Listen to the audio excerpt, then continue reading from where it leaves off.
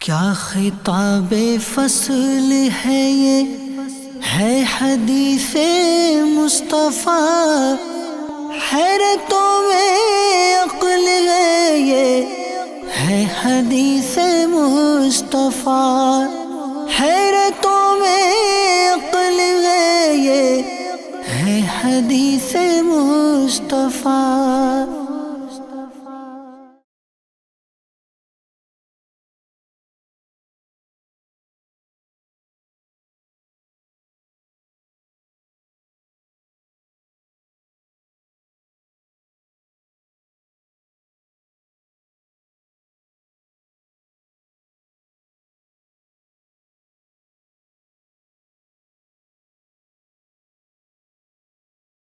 السلام علیکم ورحمۃ اللہ وبرکاتہ۔ ناظرین، میں آپ کا میزبان محمد اعظم، آپ دیکھ رہے ہیں پروگرام خوشبوئے حدیث۔ کسی خاص ٹاپک کے حوالے سے ہم اس پروگرام کے اندر مستند اور معتمد احادیث شامل کرنے کی کوشش کرتے ہیں۔ کسی خاص ٹاپک پہ کلام ہوتا ہے اور اس ٹاپک پر کلام کرنے کے لیے ہمارے ساتھ ایک معزز اور خصوصی مہمان تشریف فرما ہوتے ہیں۔ جی ناظرین، ملواتے ہیں اپنے خصوصی مہمان سے جن کو آپ بارہا دیکھتے رہتے ہیں۔ ماشاءاللہ عالم دین بھی ہیں اور اللہ تبارک و تعالیٰ نے بہت ساری عزتوں سے بھی نوازا ہے۔ آئیے میں دعوت دیتا ہوں مولانا صوبان مدنی صاحب تشریف لائیں۔ السلام علیکم ورحمۃ اللہ وبرکاتہ۔ وعلیکم السلام ورحمۃ اللہ وبرکاتہ۔ کیسے ہیں صوبان بھائی؟ خیریت؟ الحمدللہ رب العالمین۔ ماشاءاللہ اللہ تبارک و تعالیٰ آپ کے درجات میں بلندیاں عطا فرمائے۔ آپ پروگرام میں تشریف لائے، بہت بہت شکریہ، تشریف رکھیں۔ تو ناظرین، آج ہم کسی خاص ٹاپک پر بات کریں گے، اور وہ ٹاپک کیا ہے انشاءاللہ عز و جل، اس کی حدیث کیا ہے وہ بھی سنیں گے۔ ناظرین، آج ہم ایک عظیم اور بابرکت رشتے کے حوالے سے بات کریں گے جو اللہ تبارک و تعالیٰ کی رضا کے لیے قائم کیا جاتا ہے۔ جی ہاں، وہ رشتہ محض دو افراد کے درمیان نہیں بلکہ دو خاندانوں کے درمیان ہوا کرتا ہے، جس کے اندر محبت بھی ہوتی ہے، پیار بھی ہوتا ہے، اور جب اس رشتے سے انسان منسلک ہوتا ہے تو کچھ نئی ذمہ داریاں بھی جنم لیتی ہیں۔ جہاں اس کے دینی فائدے ہوتے ہیں وہیں اس کے دنیاوی فائدے بھی ہوا کرتے ہیں۔ ناظرین، وہ رشتہ انسان کی نسل کا محافظ ہوا کرتا ہے، وہ رشتہ اخلاقی تربیت کا بھی سبب بنتا ہے۔ جی ہاں، ہم بات کر رہے ہیں اس رشتے کے حوالے سے جو حضرت آدم علیہ السلام اور حضرت حوا کے درمیان تھا۔ ناظرین، جی ہاں، ہم اسی رشتے کی بات کر رہے ہیں جو حضرت یوسف علیہ السلام اور حضرت زلیخا کے درمیان تھا۔ جی ہاں ناظرین، ہم اسی رشتے کی بات کر رہے ہیں جو حضرت ابراہیم علیہ السلام اور حضرت ہاجرہ اور حضرت سارہ کے درمیان تھا۔ جی ہاں ناظرین، اگر ہم بات کریں اپنے نبی صلی اللہ تعالیٰ علیہ وآلہ وسلم کے حوالے سے تو جی ہاں، وہ رشتہ جو حضور صلی اللہ تعالیٰ علیہ وآلہ وسلم اور حضرت عائشہ رضی اللہ تعالیٰ عنہا کے درمیان تھا۔ جی ہاں، وہ رشتہ جو حضور صلی اللہ تعالیٰ علیہ وآلہ وسلم اور حضرت خدیجہ رضی اللہ تعالیٰ عنہا کے درمیان تھا، جو رشتہ ہمارے نبی صلی اللہ تعالیٰ علیہ وآلہ وسلم اور دیگر ازواج مطہرات رضی اللہ تعالیٰ عنہن کے درمیان تھا۔ جی ہاں، آپ سمجھ ہی گئے ہوں گے کہ ہم کس رشتے کی بات کر رہے ہیں۔ اگر نہیں سمجھ پائے تو انشاءاللہ ہم آگے بھی اس کو کنٹینیو کریں گے، اور آگے امید ہے آپ کلیئر ہو جائیں گے ہم کس چیز کی بات کر رہے ہیں۔ میں چاہوں گا سب سے پہلے صوبان بھائی ہم اس حدیث کی طرف چلیں جو ہم نے آج پروگرام میں ناظرین کو بتانی ہے، اور اس سے انشاءاللہ کلیئر ہوگا کہ ہم کس ٹاپک پر آج بات کرنے والے ہیں۔ آج کی حدیث پاک۔ جی اعظم بھائی، آپ کا بہت بہت شکریہ، آپ نے مجھے یہ بہت اچھی اپرچونٹی دی، اچھا موقع دیا، اور یہ وہ ایونٹ ہے جو سب کی زندگی میں بہت امپورٹنٹ ہوا کرتا ہے۔ صحیح، تو آئیے انشاءاللہ ہم حدیث پاک کی طرف بڑھتے ہیں۔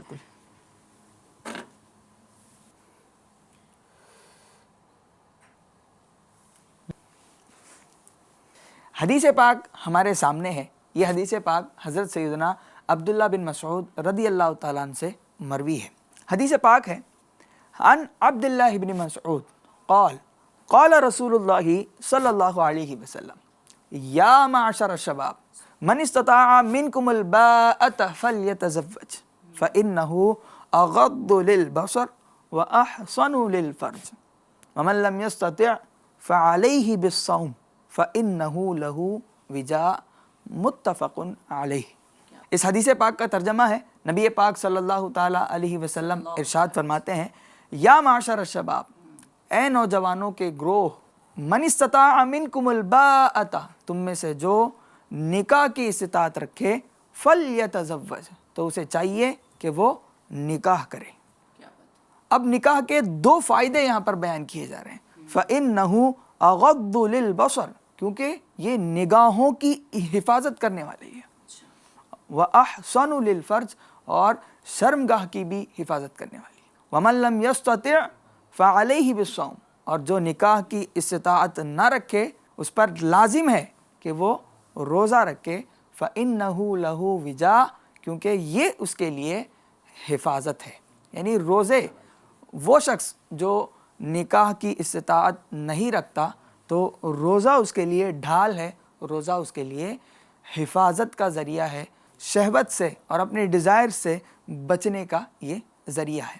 ناظرین اکرام، اس حدیث پاک کے اینڈ میں آپ ایک ورڈ بھی دیکھ رہے ہیں، متفقن علیہ۔ متفقن علیہ، جی۔ تو اس کا مطلب یہ ہوتا ہے کہ اس حدیث کو امام بخاری اور امام مسلم دونوں نے روایت کی ہے، یعنی بخاری شریف اور مسلم شریف دونوں کے اندر یہ حدیث پاک مروی ہے، یہ حدیث پاک بیان کی گئی ہے۔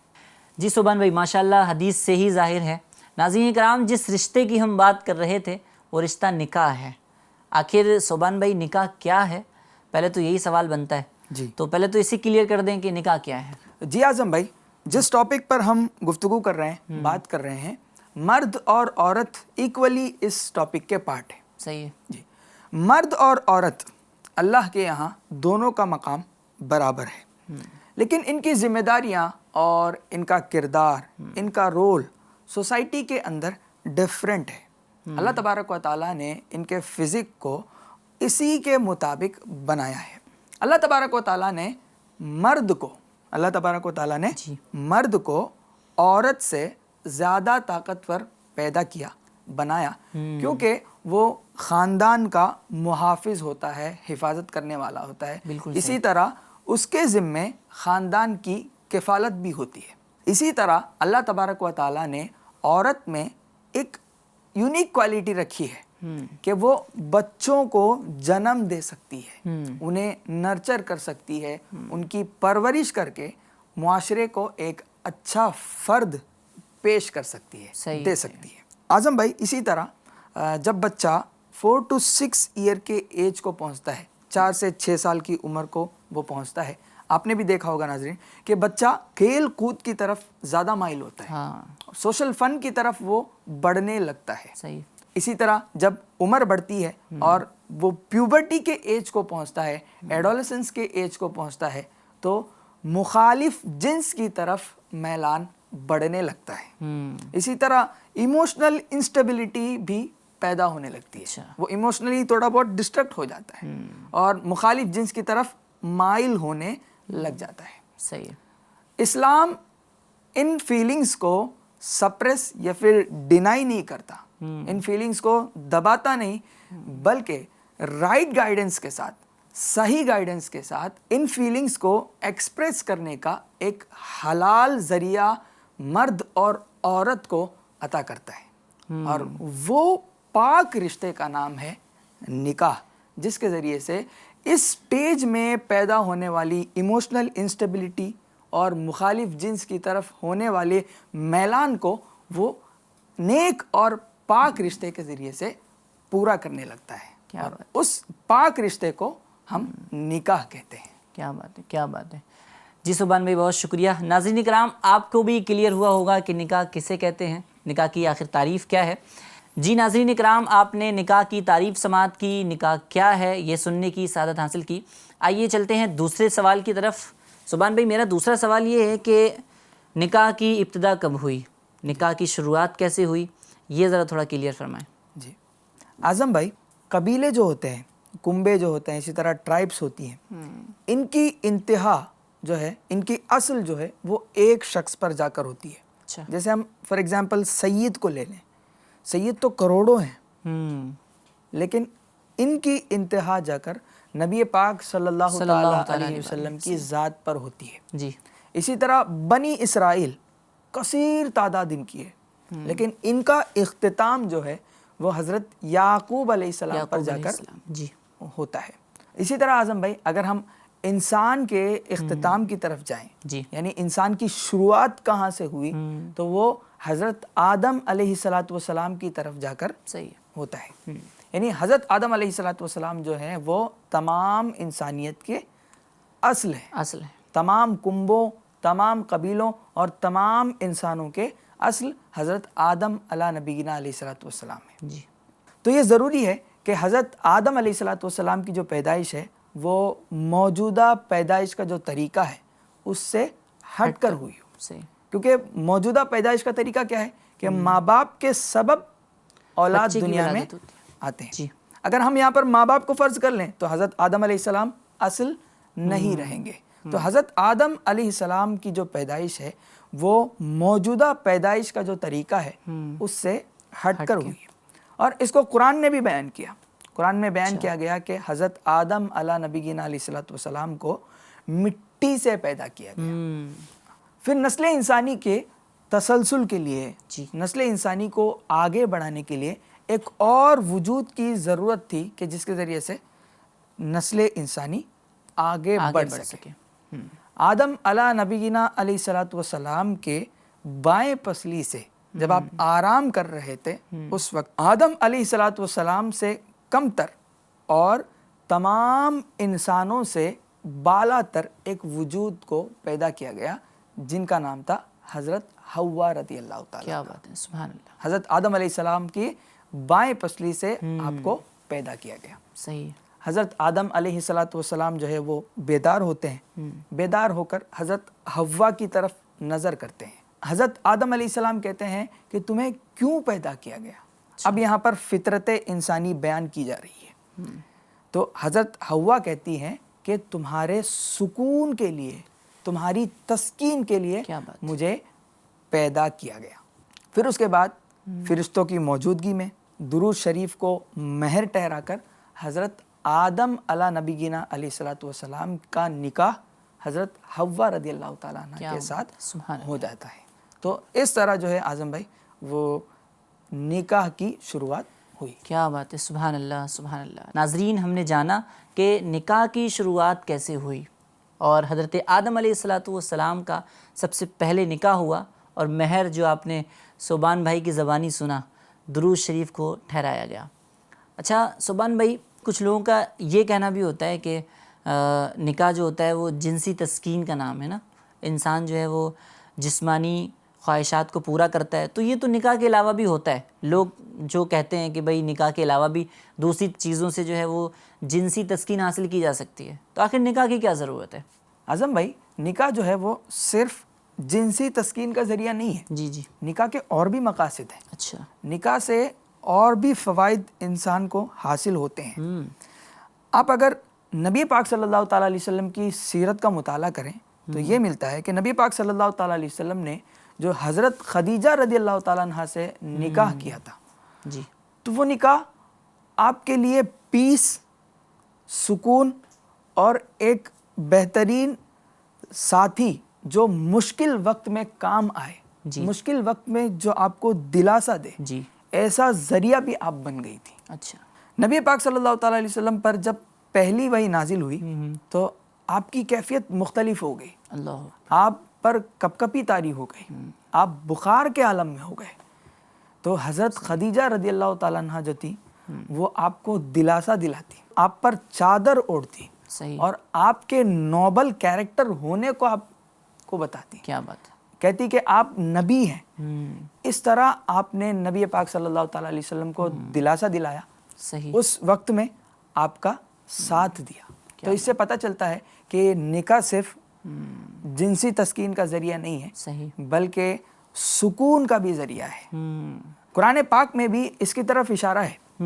قرآن پاک کی آیت ہے وَمِنْ آیَاتِهِ أَنْ خَلَقَ لَكُمْ مِنْ أَنفُسِكُمْ أَزْوَاجًا لِتَسْكُنُوا إِلَيْهَا. کیا بات ہے. اللہ تبارک و تعالیٰ نے تمہارے جانوں میں سے ہی جوڑ پیدا کیے جو تمہارے لیے سکون کا باعث ہے. سکون صرف جنسی سکون نہیں، اچھا، بلکہ مشکل کے وقت کام آنا، مشکل کے وقت دلاسا دینا. اعظم بھائی، آج کل معاشرے میں بہت ساری پریشانیاں ایسی ہیں کہ لوگ ان کے شکار ہیں. جیسے بروکن فیملیز، یعنی فیملیاں ٹوٹ چکی ہیں. شادی ہو گئی بیوہ ہو گئے اور ایسے ہی رہ گئے، یعنی زندگی بھر ان کا نکاح ہوا ہی نہیں، کوئی انہیں ایسا ہمسفر ملا نہیں جو انہیں مشکل وقت میں دلاسا دے سکے۔ صحیح ہے۔ نبی پاک صلی اللہ تعالیٰ علیہ وسلم کی سیرت کو اگر آپ اٹھا کر دیکھتے ہیں تو نبی پاک صلی اللہ تعالیٰ علیہ وسلم نے جتنے نکاح کیے جی جی ان میں سے اکثر ازواج جو تھی، جی اکثر بیویاں جو تھی وہ یا تو بیوہ تھی یا تو مطلقہ تھی۔ نبی پاک صلی اللہ تعالیٰ علیہ وسلم پر یہ اعتراض بھی ہوتا ہے کہ نبی پاک صلی اللہ علیہ وسلم نے بہت سارے نکاح کیے، ہاں تو بہت سارے۔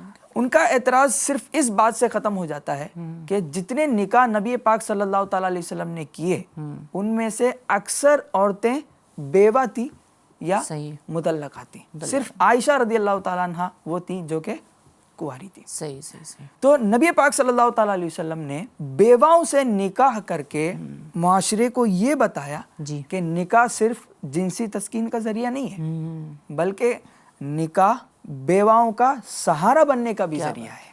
اسی طرح حضرت عائشہ رضی اللہ تعالیٰ عنہ سے جو آپ صلی اللہ تعالیٰ علیہ وسلم نے نکاح کیا تھا وہ ایک ایسا بہترین تحفہ تھا ہمارے لیے صحیح کہ اگر حضرت عائشہ رضی اللہ تعالیٰ عنہ سے آپ صلی اللہ تعالیٰ علیہ وسلم نکاح نہ فرماتے تو ہمیں وہ 2000 سے زائد روایتیں نہ ملتی صحیح جو نبی پاک صلی اللہ تعالیٰ علیہ وسلم کے زندگی کے نجی معاملات صحیح اور اسی طرح تعلقات والے معاملات اور عورتوں کے مسائل بیان کرنے والے معاملات جس کے اندر موجود ہیں۔ صحیح ہے۔ تو نکاح صرف جنسی تسکین کا ذریعہ نہیں ہے بلکہ نکاح یہاں پر ہم تک علم کا خزانہ پہنچانے کا ذریعہ بھی بن گیا۔ کیا بات ہے۔ اسی طرح اعظم بھائی معاشرے میں ہونے والے بہت سارے گناہ کی طرف اگر آپ نظر کریں گے تو وہاں پر آپ کو مین کاز جو سمجھ میں آئے گا وہ ہے آنکھوں کا بہک جانا۔ جی جی پہلے آنکھ ہی بہکتی ہے، پہلے آنکھ بہکتی ہے، پھر بہت سارے معاملات افیئرس ہو جاتے ہیں اور بہت سارے تعلقات ناجائز تعلقات ہو جاتے ہیں، صحیح، اور معاشرے میں لڑائیاں بھی ہوتی ہے، خاندانوں میں لڑائی ہو جاتی ہے۔ تو نکاح جو ہے جیسے کہ ہم نے حدیث پاک کے اندر بھی پڑھا کہ نکاح جو ہے وہ آنکھوں کی حفاظت کرنے والی چیز ہے۔ صحیح، یعنی بندہ اگر نکاح کر لیتا ہے تو معاشرے میں ہونے والے جو اتنے سارے فتنے ہیں وہ بھی کم ہو سکتے ہیں۔ صحیح، بالکل صحیح۔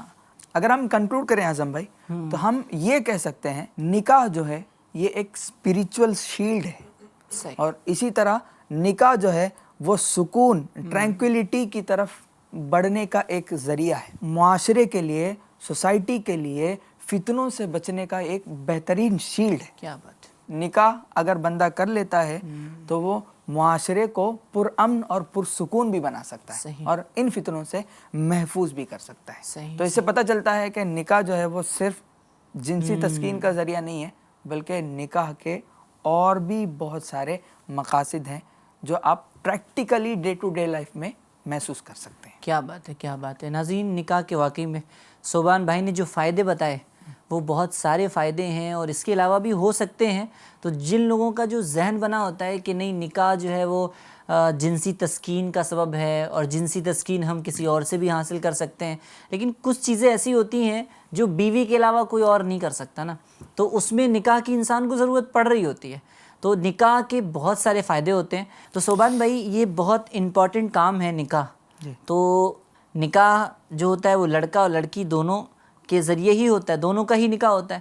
تو ایسا کیا لڑکی کے اندر دیکھا جائے؟ آج کل لوگ بہت کچھ ڈھونڈ رہے ہوتے ہیں، لڑکی کے اندر دیکھتے ہیں وہی خوبصورت ہے یا نہیں ہے، تو آخر کیا چیز نکاح کے اندر دیکھنی چاہیے؟ جی اعظم بھائی، اس کوشچن کے آنسر کے لیے مجھے اسکرین کی طرف بڑھنا پڑے گا، جی اور بالکل۔ ایک حدیث پاک بھی میں انشاءاللہ آپ کو اس سے ریلیٹڈ بتاتا ہوں۔ حدیث پاک ہمارے اسکرین کے سامنے ہے، جی جی، اور اس حدیث پاک کے راوی جو ہیں وہ سیدنا ابو ہریرہ رضی اللہ تعالیٰ عنہ ہیں۔ صحیح ہے۔ ان ابی ہریرہ رضی اللہ عنہ عن النبی صلی اللہ علیہ وسلم قال تنکح المرأة لأربع، اچھا، لمالها ولحسبها ولجمالها ولدینها فاظفر بذات الدین تربت یداک۔ اعظم بھائی، اس حدیث پاک کے اندر بتایا گیا کہ عورت سے 4 چیزوں کی وجہ سے، 4 ریزنز کی وجہ سے نکاح کیا جاتا ہے. صحیح ہے. اس کو ہم آگے والے پیج میں شو کر رہے ہیں. جی.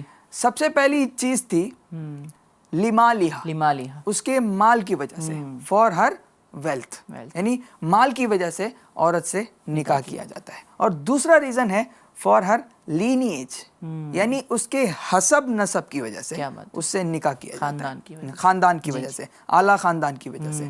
اسی طرح تیسری چیز یہاں پر بیان کی گئی فار ہر بیوٹی، یعنی اس کے خوبصورت ہونے کی وجہ سے، صحیح ہے، حسن و جمال کو دیکھ کر نکاح کیا جاتا ہے. اسی طرح چوتھا ریزن بیان کیا گیا فار ہر ریلیجیس ڈیووشن، یعنی دینداری کی وجہ سے بھی عورت سے نکاح کیا جاتا ہے. ناظرین، اس کے پیچھے جو ریزنز ہیں ان کو بھی میں آپ کے سامنے بیان کرتا ہوں.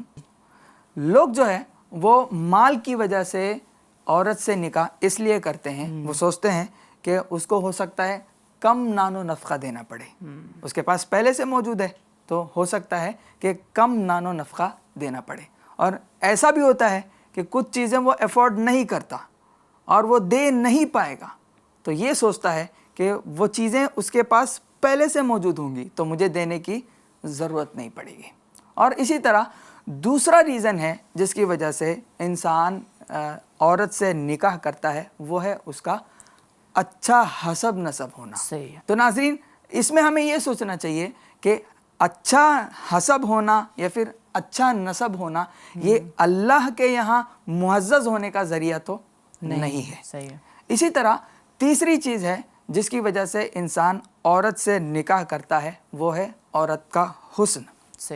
تو حسن کو دیکھ کر، اس سے بھا کر انسان نکاح کی طرف بڑھنے لگتا ہے. جو عورت جتنی زیادہ حسین ہوگی اس کے نخرے بھی اتنے ہی زیادہ ہوں گے. یہ بھی ممکن ہے کہ اس عورت کے حسن کی وجہ سے اور اس شخص کا میلان جو ہے وہ بہت زیادہ ہو جائے اور وہ دیگر کام کاج اور عبادت وغیرہ کی طرف توجہ بھی نہ دے سکے. اس حدیث پاک میں ناظرین دینداری کو ترجیح دینے کا حکم دیا گیا، کیونکہ جس عورت میں دینداری غالب ہوگی، حسن، حسب نسب اور دیگر چیزوں کی وجہ سے جو خرابیاں پیدا ہو رہی تھی، دینداری غالب آنے کی وجہ سے وہ خرابیاں پیدا نہیں ہوں گی.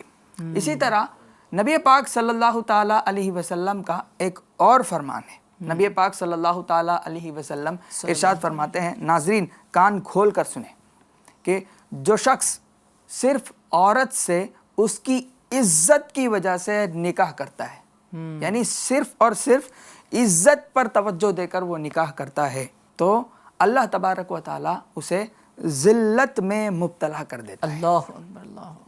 اسی طرح ناظرین اکرام، نبی پاک صلی اللہ تعالیٰ علیہ وسلم ارشاد فرماتے ہیں کہ جو شخص کسی عورت سے صرف اور صرف مال و دولت کی لالچ کی وجہ سے نکاح کرے، اللہ تبارک و تعالیٰ اسے غربت میں مبتلا کر دیتا ہے. اللہ اللہ. اسی طرح ناظرین اکرام، آگے نبی پاک صلی اللہ تعالیٰ علیہ وسلم ارشاد فرماتے ہیں کہ جو شخص کسی عورت سے صرف اور صرف حسب اور نسب کی وجہ سے، اچھے حسب اور اچھے نسب کی وجہ سے نکاح کرتا ہے، تو وہ شخص کو اللہ تبارک و تعالیٰ کمینگی میں مبتلا فرما دیتا ہے. اسی طرح ناظرین اکرام، نبی پاک صلی اللہ تعالیٰ علیہ وسلم آگے ارشاد فرماتے ہیں، نکاح کی جو پہلی حدیث پاک ہم نے سنی تھی اس کے اندر بھی نکاح کے ہم نے بینیفٹ سنے تھے. اسی سے ریلیٹڈ نبی پاک صلی اللہ تعالیٰ علیہ وسلم ارشاد فرماتے ہیں، جو شخص کسی عورت سے اس لیے نکاح کرے کہ وہ اپنی نظروں کی حفاظت کرے گا.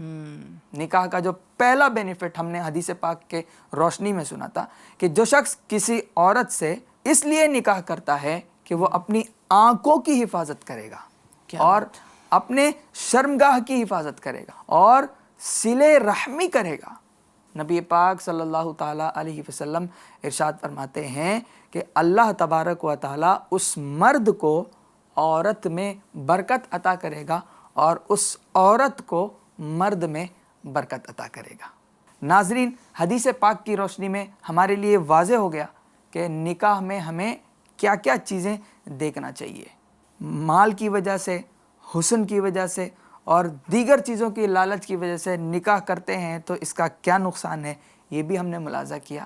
اور یہ بھی ہم نے سنا کہ کن کن چیزوں کی طرف نظر کرتے ہوئے نکاح کرنے سے مرد اور عورت کے لیے اللہ تبارک و تعالیٰ نکاح میں برکت عطا کرتا ہے. کیا بات. اللہ کریم ہم سب کو ان باتوں پر عمل کرنے کی توفیق عطا فرمائے. ماشاء اللہ سبحان بھائی، بہت شکریہ آپ کا. تشریف رکھیں. ناظرین کرام، آپ نے دیکھا کہ نکاح میں کن کن چیزوں کی احتیاط رکھنا بہت ضروری ہے. اگر ان احتیاط کو مد نظر نہ رکھا جائے تو کن کن نقصانات کا ہمیں سامنا کرنا پڑ سکتا ہے. انشاءاللہ اگلے جو ہے وہ ویک انشاءاللہ پھر ایک نئے ٹاپک کے ساتھ حاضر ہوں گے. جب تک کے لیے ہمیں اجازت دیجیے، ہمارا وقت بھی اختتام کی جانب ہے. ایک نیا ٹاپک ہوگا، ایک نیا انداز ہوگا اور نئی معلومات ہوگی. جب تک کے لیے دعاؤں میں یاد رکھیے، اپنا بہت خیال رکھیے. السلام علیکم ورحمۃ اللہ وبرکاتہ. کیا خطاب فصل ہے یہ، ہے حدیث مصطفیٰ، حیرتوں میں عقل ہے یہ، ہے حدیث مصطفیٰ، حیرتوں میں عقل ہے یہ، ہے حدیث مصطفیٰ.